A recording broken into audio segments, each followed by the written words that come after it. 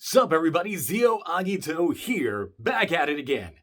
It's been a busy Sunday for me, because obviously we had not just one major Revice thing going on, but two, because we got in the Kamen Rider Vail special episode 1 that has dropped.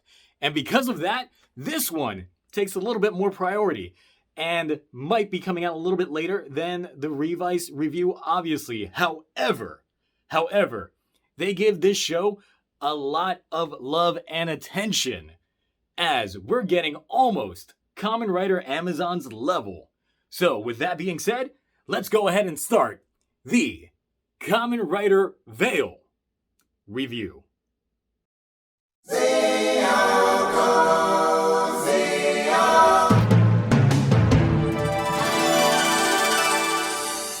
Before I start getting the comments, where did you watch this thing subbed?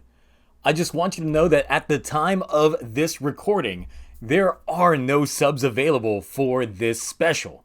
So I used my limited understanding of Japanese to get by.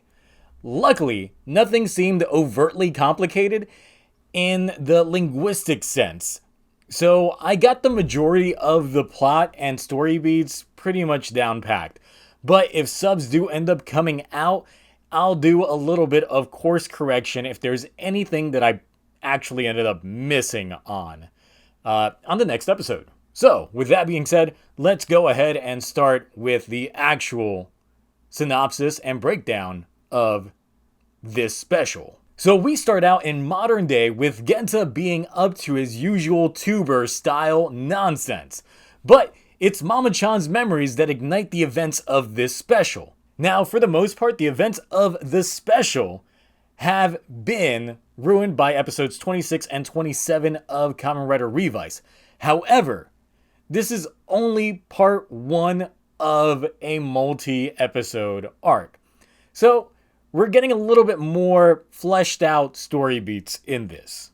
25 years ago, Junpei, Genta's original self, is brought into a Noah facility after surviving a horrific biking accident. Under the direction of the head of Noah, Agariyama, Masumi Karizaki transplants Gifu's cells into Junpei, and, utilizing his Vice-Stamp system, making him fight for Noah. We then get flashbacks to Junpei's family's end at the hands of Vice?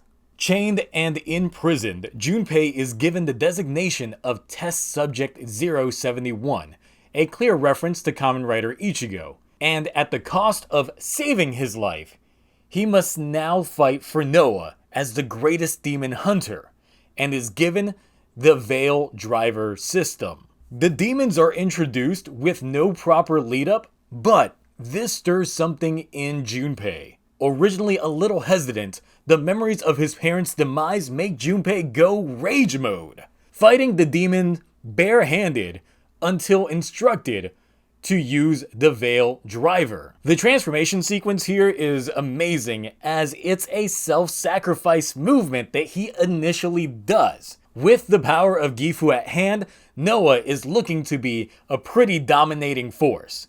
However, Masumi feels that he might have unlocked Pandora's box with what he's created. This creates a reoccurring cycle. After each fight, Junpei is subdued and put back into holding, being only used when necessary, having nothing but the hopes of family in sights. That is when Vail makes himself known as his one and only ally. With each fight, you start to notice that Junpei becomes a bit more hollow. Even while fighting around innocent bystanders, they confuse him for also being a demon, becoming exactly what you despise. Truly, a fitting origin story. In the finishing aftermath, it appears that Junpei might have been lost under the rubble when he meets a young woman who is surprised that he is human and not a demon. And so the saga of Vail begins.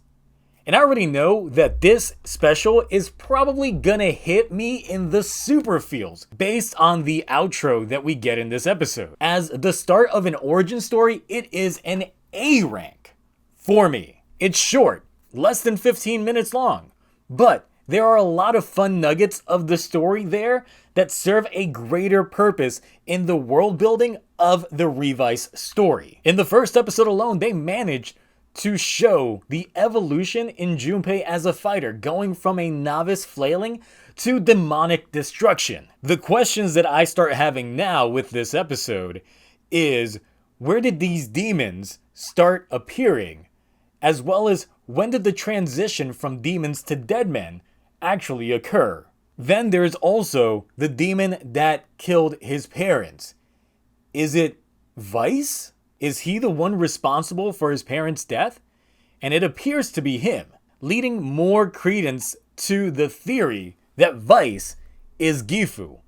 Or rather that Vice might possibly be a demon that predated his own manifestation from Iki. As a supplemental story, this feels much better than the last 2 episodes of Revice. Just stating how I feel on that one. This side story shares more in common with what we've had with the more adult-targeted spin-offs, such as Kamen Rider Amazons. So, even if you don't like Revice, this is shaping up to be great on its own. Anyway, short review because it's a short special. However, what did you all think of the special? Great supplement to Revice or the greatest supplement to Revice? What are some of your thoughts on the mysteries that were introduced into this show and that you're hoping will get nods or some payoffs later on within the main story of the show? Could Agariyama have some relation to the director of Phoenix as well? Questions that need answering. This is what I've been missing from Revice these last few episodes. Anyway, that's all for me. Until April 1st, I will talk to you guys next time. Bye.